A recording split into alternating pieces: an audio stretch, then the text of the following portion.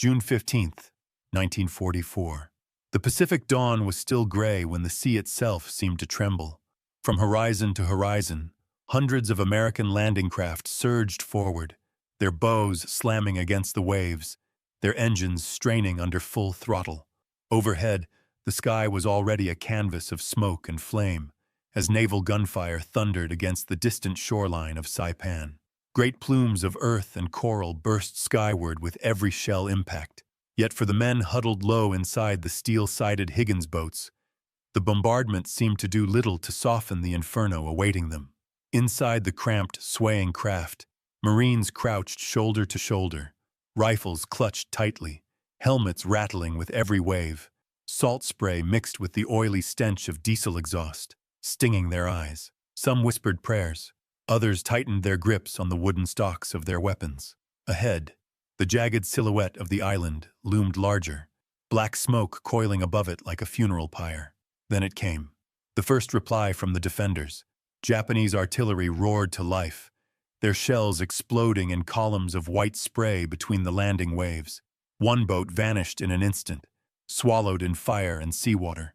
Another was struck mid-channel, its men flung into the surf as flames engulfed the wreckage. Still, the line pressed forward. As the ramps dropped, Marines plunged into waist-deep surf, stumbling toward the sand as machine gun tracers sliced the water around them. The beaches of Saipan erupted in chaos. Mortar rounds shrieked down, grenades burst among the waves, and men fell screaming into the surf. Yet through this storm, something else was heard. A rhythm, sharp and unrelenting. It was the sound of the M1 Garand rifle. Unlike the bolt-action weapons of their fathers, this rifle spoke with speed and fury. A Marine dropped to one knee in the shallows, raising his Garand. 8 shots cracked in rapid succession. Japanese gunners huddled in concrete pillboxes suddenly faced a storm of accurate, semi-automatic fire that answered faster than they could reload. The metallic ping of an empty clip rang out, sharp and distinct, as the soldier rammed home another and continued his advance. For the men of the 2nd and 4th Marine Divisions, survival on Saipan would hinge on this weapon. The Garand allowed them to fight back, not with hesitant, measured shots, but with a steady stream of fire that outpaced the Japanese Arisaka rifles arrayed against them. In the sugarcane fields, in the coral ridges, in the caves that honeycombed the island, the Garand would prove itself again and again. The battle for Saipan would rage for weeks, claiming tens of thousands of lives, civilian and military alike. It would be remembered as one of the bloodiest struggles of the Pacific War.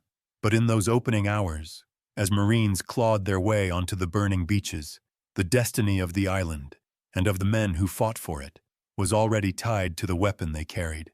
The M1 Garand was more than wood and steel. On Saipan, it became a lifeline, a symbol, and a decisive edge in the brutal clash to come. Before Saipan, before the thunder of battle in the Pacific, the story of America's rifle began in a quiet workshop thousands of miles away. The year was 1919. The First World War had ended, leaving its grim lessons that modern battlefields demanded not only courage, but speed, efficiency, and firepower. Into this new age stepped an unlikely figure, John Cantius Garand, a Canadian-born machinist with a gift for precision engineering. At the Springfield Armory in Massachusetts, Garand immersed himself in the pursuit that would consume his life. Building a rifle unlike any the world had seen before, he envisioned a semi-automatic weapon, one that could fire shot after shot with a simple pull of the trigger, rather than the slow, deliberate motions required by a bolt action. But invention is never simple. Garand wrestled with the mechanics of gas operation, the heart of the design. Could expanding gases from a fired cartridge reliably cycle the weapon? Could the rifle be durable enough to withstand mud, sand, and the abuses of war? His early prototypes were tested, broken, and rebuilt. Each failure forced new innovations, stronger springs, redesigned gas cylinders, simplified components. The weapon evolved, step by step, closer to perfection. The War Department watched with skepticism. Traditionalists doubted that a semi-automatic rifle could ever be rugged enough for infantry use. Political arguments delayed progress. Yet Garand persisted. In 1936, after years of trials and controversy, the United States Army formally adopted the M1 Garand rifle. It was the first standard-issue semi-automatic rifle for any army in the world. The specifications were impressive. Chambered in .30-06 Springfield, it delivered lethal power at ranges up to 500 yards. Its 8-round en-bloc clip could be reloaded in seconds, feeding ammunition smoothly into the chamber. And most importantly, it fired with each pull of the trigger, without the soldier ever needing to work a bolt. For the infantryman, it meant delivering 2, 3, or even 4 aimed shots in the time an enemy could fire once. The difference would prove decisive when America faced opponents armed with slower, older weapons. Japanese infantry carried the Arisaka Type 38 and later the Type 99, rifles that were durable and accurate, but still bolt action. They required the soldier to break his sight picture, lift the bolt, chamber a new round, and fire again. In the face of the Garand's rapid cadence, it was a fatal disadvantage. General George S. Patton would later call the Garand the greatest battle implement ever devised. His words were no exaggeration. By giving every American soldier and Marine a weapon that multiplied their individual firepower, the United States had changed the very nature of infantry combat. On the coral beaches of Saipan, that decision, made in a quiet Massachusetts workshop years earlier, would echo with every crack of rifle fire. The M1 Garand may have been born in the quiet halls of Springfield Armory, but it would be baptized by the thunder of industry. Once America committed itself to global war, the rifle had to leap from the blueprints of engineers to the shoulders of millions of soldiers and Marines. Factories across the United States roared to life. Springfield Armory in Massachusetts, the birthplace of the design, became the epicenter. Its vast brick walls shook with the clang of machinery as steel forgings were hammered into receivers, and precision barrels were drilled and rifled with unmatched care. To meet wartime demand, Winchester repeating arms was brought into the fold, producing Garands on an equally staggering scale. Together, these plants created an assembly line of firepower. The numbers tell the story. By the end of 1941, fewer than 350,000 rifles existed. But as America's war machine accelerated, the output exploded. By mid-1944, more than 2.5 million Garands had been manufactured. By war's end, that figure would surpass 4 million. Each rifle represented not only a technological edge, but also the combined labor of machinists, inspectors, and factory workers, many of them women who had stepped forward to replace men gone to the front. The rifle itself was a marvel of balance. Walnut stocks fitted to cold steel, an 8-round en-bloc clip feeding .30-06 cartridges with flawless reliability. Inspections were relentless. Gauges measured tolerances down to the thousandth of an inch. A rejected rifle could not be allowed to leave the line. The U.S. was determined that every soldier carry not just a weapon, but the very best weapon. Across the Pacific, Japanese arsenals struggled in comparison. Their Arisaka rifles, though rugged, were the product of smaller industrial bases, hand-fitted rather than mass-produced.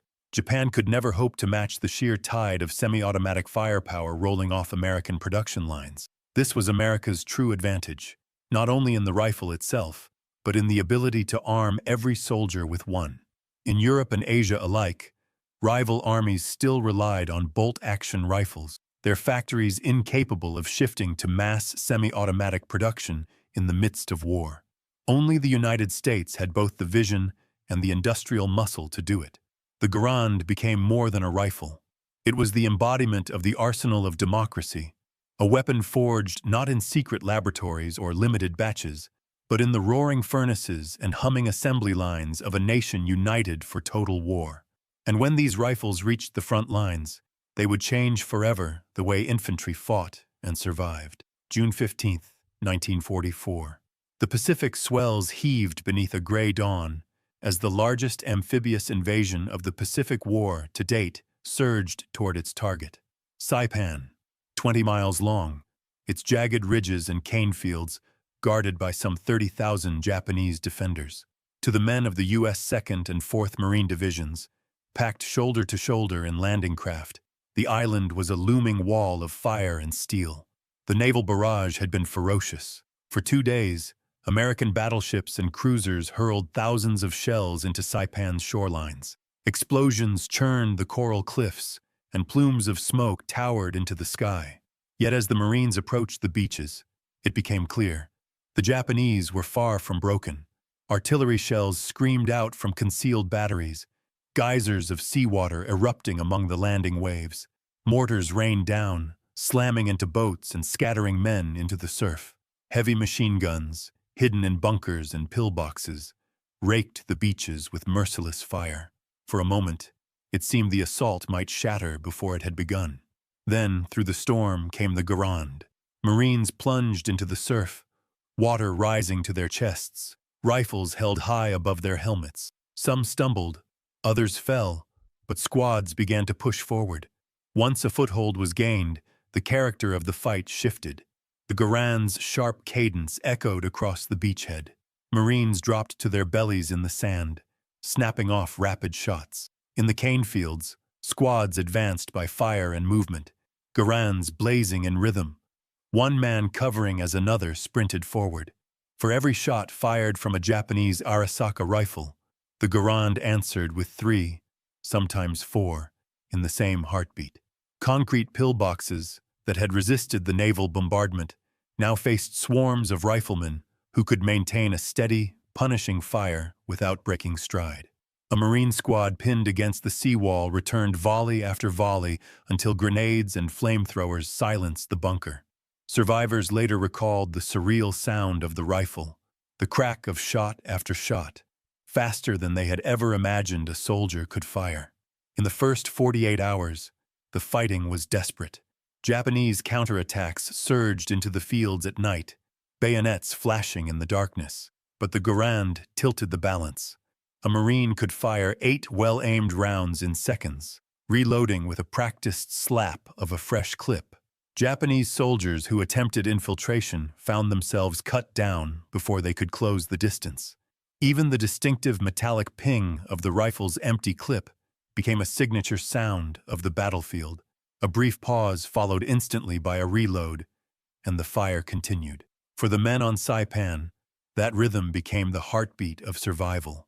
By the 3rd day, the Marines had clawed their way inland, though at terrible cost. Casualties mounted in the thousands. Yet against overwhelming defenses, the beachhead held. Saipan had not fallen, and it would not. Behind every advance was the steady thunder of the M1 Garand, the weapon that gave American riflemen the edge they needed to endure. Beyond the beaches of Saipan lay another battlefield, one far more intimate and far more terrifying. The cane fields gave way to dense jungle, broken ridges, and cave-riddled cliffs. Here, combat was measured not in miles gained, but in yards clawed forward, one firefight at a time. In the shadows of the jungle canopy, squads of Marines and soldiers moved cautiously, rifles raised, sweat pouring down their faces in the stifling heat. Every step risked ambush. Japanese defenders knew the terrain, slipping through tunnels and spider holes, emerging suddenly with bayonets or grenades. Survival in these duels came down to reflexes, nerves, and firepower. The Garand gave Americans that edge. One Marine remembered it clearly. They came at us fast, but we cut them down faster. The rifle never let us down. In an ambush, where seconds decided life or death, the semi-automatic mechanism meant a man could fire again and again without breaking aim to work a bolt. A squad pinned down by sudden rifle fire could return a volume of shots so fierce that Japanese attackers were forced to melt back into the undergrowth. Night brought its own terrors. Japanese soldiers slipped through the lines under cover of darkness, their blades glinting in the moonlight.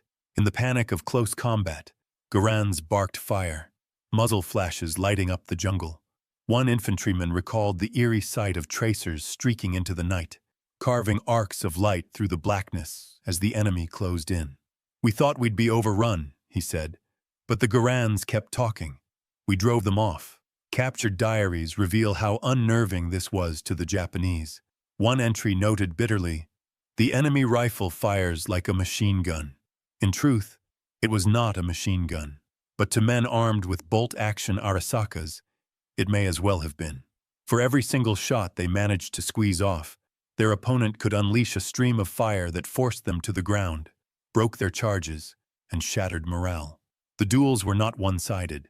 Americans fell in ambushes, snipers' bullets claimed lives, and caves often had to be cleared with grenades and flamethrowers. Yet the Garand's reliability gave U.S. troops a weapon they could trust when caught alone, face to face, with an enemy determined to kill at close range. By late June, the jungles of Saipan were littered with spent cartridges, brass casings glinting in the sun, where men had fought and bled for every ridge.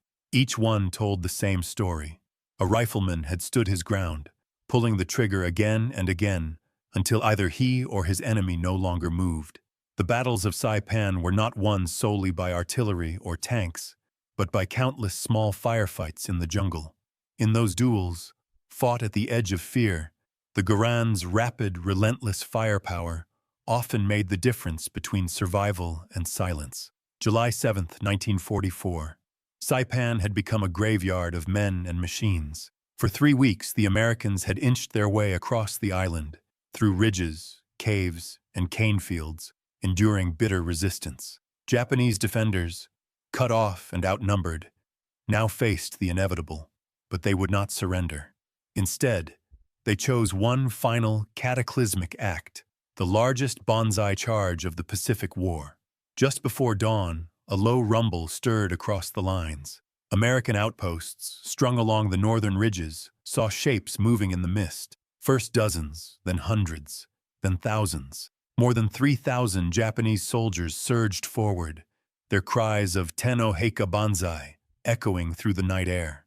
Officers wielded samurai swords. Infantry carried Arasaka rifles with fixed bayonets. Others, wounded and bandaged, carried only grenades or makeshift spears. It was less an attack than a tidal wave of desperation.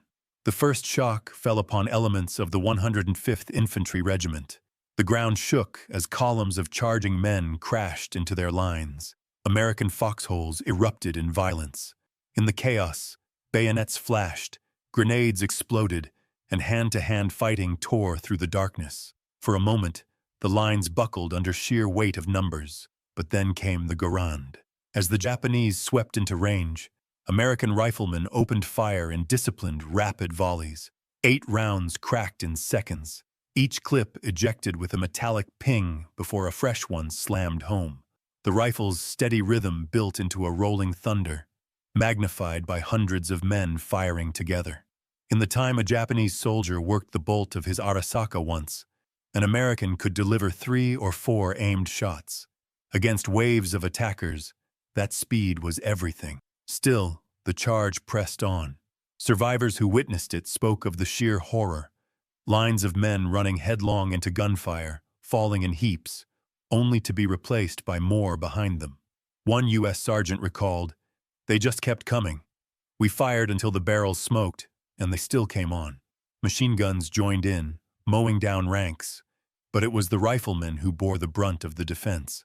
Squad after squad held firm, their Garands snapping in rhythm, cutting swaths through the advancing mass. The air filled with smoke, muzzle flashes, and the cries of the wounded. Even so, some Japanese broke through. Foxholes dissolved into hand-to-hand combat. Rifle stocks were used as clubs, bayonets thrust in frantic survival. Yet wherever a man had room to fire, the Garand proved its worth, delivering round after round that stemmed the tide. By mid-morning, the battlefield was a vision of devastation. Thousands of Japanese bodies lay sprawled across the ridges and fields. The 105th Infantry alone suffered nearly 1,000 casualties, many of them killed in their foxholes. Yet the line held. The massive banzai charge, once thought unstoppable, had been broken, blunted not only by courage, but by the sheer volume of fire unleashed by the Garand. For Japanese commanders, it was the end. The attack had cost them the last remnants of their fighting force. For American soldiers, it was a moment seared forever in memory. The night when the enemy came in waves, and survival rested on keeping their rifles firing without pause. On Saipan's final day of fury, the Garand had proved beyond doubt why General Patton had called it the greatest battle implement ever devised. Against the largest human wave of the Pacific War, it had given ordinary riflemen the power to withstand the storm. For the Americans, Saipan was a battle of fire and endurance. For the Japanese, it was a descent into shock and disbelief. From their bunkers, their caves, and their shattered command posts, they watched an enemy whose rifles never seemed to fall silent. Japanese infantry had long prided themselves on discipline and courage. Their Arisaka rifles, the Type 38 and later the Type 99, were sturdy, reliable, and accurate, but they were bolt action. Each shot required a pause, a lift of the bolt, a chambering of the next round. Against an equally armed opponent, the weapon was serviceable. Against the M1 Garand, it was a death sentence. Captured diaries tell the story. One soldier scrawled in exhaustion, "The enemy rifle fires like a machine gun. Our men fall before they can reach him." Another wrote bitterly of night assaults shattered by unceasing fire without break. These were not exaggerations. Japanese officers had assured their men that morale and the spirit of the bayonet would overcome American material advantage. On Saipan, that illusion was torn apart. From the first days on the beaches to the final banzai charge, the Garand created a wall of fire that stunned the Japanese high command. Reports sent back to Tokyo acknowledged that American riflemen possessed unusual firepower, a term that understated the reality. For soldiers on the ground, the shock was profound. They launched attacks that tradition said would break enemy lines, only to be cut down before they could close the distance. The psychological toll was devastating. Japanese commanders tried to adapt, encouraging infiltration at night, or urging snipers to exploit the Garand's distinctive ping when the clip was empty. Yet in practice, few lived long enough to take advantage. By the time one Marine paused to reload, another was already firing beside him. To the Japanese, the Garand seemed endless, relentless, an enemy that simply could not be matched with courage alone. On Saipan, their faith in the bayonet and their reliance on the Arisaka rifle were swept aside by an opponent whose weapon embodied both industrial might and technological superiority. For the men of the Imperial Army, Saipan was more than defeat. It was the moment they realized that their rifles, and perhaps their entire doctrine of infantry warfare, had been outpaced by history. The Battle of Saipan was more than a clash of men and weapons. It was a test of doctrines, of technologies, of national will. At its heart stood the rifle each soldier carried, and in that contest, the M1 Garand proved not just superior, it proved transformative. On the tactical level, the rifle redefined the American infantry squad. Traditionally, firepower had centered on the squad's automatic weapon, the Browning automatic rifle or the light machine gun, with bolt-action riflemen providing supporting fire.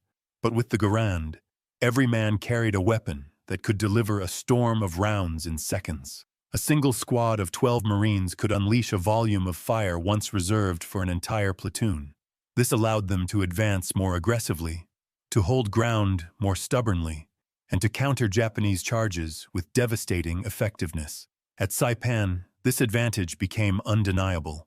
When Japanese forces attempted mass assaults, the Garand gave defenders the ability to sustain volleys of fire without pause. When the terrain fragmented combat into scattered duels across ridges and caves, the same weapon gave individual riflemen the confidence to fight toe-to-toe. Fire and movement tactics, combined with the semi-automatic rifle, made American units flexible, lethal, and resilient. Strategically, the effect rippled outward. Saipan was not merely another island, it was the gateway to the Marianas. Once secured, it gave the United States airfields within striking distance of Japan itself. From those runways, the massive B-29 superfortresses would rise to unleash the bombing campaigns that shattered Japanese industry and, eventually, delivered the atomic bomb. Without Saipan, those missions would have been impossible. And without the Garand, holding the island might have demanded an even bloodier price, if it could have been held at all. The rifle thus became more than a soldier's tool. It was a weapon that shaped operations, accelerated campaigns, and gave America the ability to project power deep into enemy territory.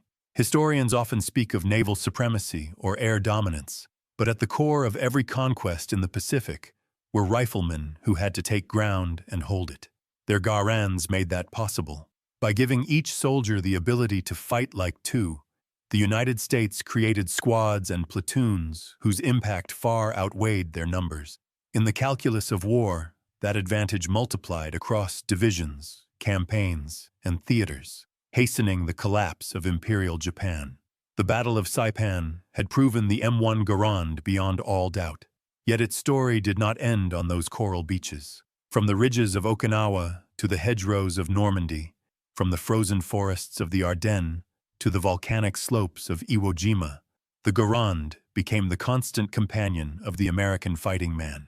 By war's end, more than 4 million rifles had been produced. Each one carried the marks of battle: scratches in the walnut stock, burn marks near the gas cylinder, the dull shine of metal worn smooth by a soldier's hands. Veterans spoke of their Garand not as a piece of issued equipment, but as a trusted partner. It was the weapon they cleaned with care, carried through mud and blood, and relied on in the most desperate of hours. When peace came in 1945, the rifle did not retire.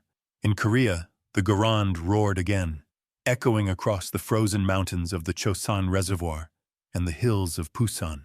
Once more, American infantry faced waves of enemy assaults, and once more, the steady semi-automatic crack of the Garand made the difference. Even as new designs emerged, the rifle's reputation remained unshaken.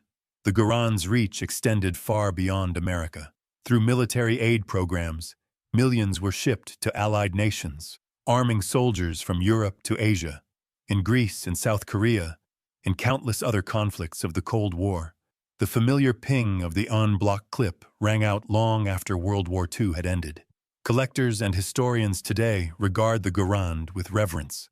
Its design influenced future rifles, paving the way for the M14 and eventually the M16, but none ever carried quite the same weight of legend. To this day, many veterans will still call it, with quiet conviction, the greatest rifle they ever fired. The Japanese Arisaka rifles, once its rival, quickly faded into obsolescence, relics of a doctrine swept aside by the pace of history. But the Garand endures, a reminder of a time when industrial might, engineering brilliance, and battlefield necessity combined to create a weapon that defined an era. It was more than wood and steel. It was the voice of America's riflemen, carried on every battlefield where freedom was tested. The battle for Saipan ended in fire, in sacrifice, and in victory. The island, once deemed impregnable, lay in American hands. For the Japanese Empire, it was a devastating blow. For the United States, it was a stepping stone to Japan's doorstep. And at the center of it all stood the ordinary rifleman, carrying an extraordinary weapon, the M1 Garand. It is easy, in hindsight, to see the war as a clash of grand strategies and powerful machines. Aircraft carriers dueling across the seas, bombers leveling cities, submarines strangling supply lines. Yet wars are still decided in the mud, the jungle, the frozen foxhole, in the hands of men who carry rifles and fight yard by yard. On Saipan, those men carried Garands, and with them they rewrote the story of infantry combat. The rifle was not flawless. It was heavy, nearly 10 pounds loaded. Its gas system required care. Its wooden stock swelled in wet weather. The sharp, metallic ping of its empty clip could, in theory, alert an enemy that a soldier was momentarily out of ammunition. Yet in practice, these drawbacks meant little against its overwhelming advantages. The Garand was reliable, accurate, and fast. It gave each man the firepower of many. The true legacy of the Garand lies not only in its steel and walnut, but in what it represented. It was the embodiment of America's industrial might, proof that a democratic nation, mobilizing its factories and citizens, could arm every soldier with the best weapon in the world. No compromise, no second best. In contrast, the soldiers of other nations marched to war with bolt actions designed decades earlier. The Japanese infantryman, no less courageous than his American foe, was handicapped by the limits of his nation's industry and doctrine. His bravery met a wall of semi-automatic fire, and too often, it was not enough. But courage did matter. Technology alone did not secure Saipan. It was young men, many barely out of high school, who clutched the Garand as they stormed through surf and sand. They were the ones who pulled the trigger, who reloaded under fire, who pressed forward when instinct told them to dive for cover. Without their determination, no weapon, however advanced, could have carried the day. The banzai charge of July 7th stands as both a tragedy and a testament. Thousands of Japanese soldiers hurled themselves into a storm of fire, choosing death over surrender. The Garand allowed American lines to hold, but it was the discipline of the riflemen, their refusal to break under terror, that ultimately blunted the assault. Here technology and courage met, each dependent on the other. Without courage, technology is wasted. Without technology, courage is too often sacrificed in vain. In the broader sweep of history, the M1 Garand marked a turning point. It symbolized a transition from the 19th century battlefield, dominated by single-shot rifles and massed charges, to the modern age of rapid fire, mobility, and small unit tactics. It bridged the gap between the trench warfare of 1918 and the mechanized conflicts of the Cold War. In many ways, it announced the arrival of a new kind of soldier, the modern infantryman, whose individual firepower was as decisive as artillery or armor. And yet, for all its technical brilliance, the Garand also carried a deeper, almost philosophical weight.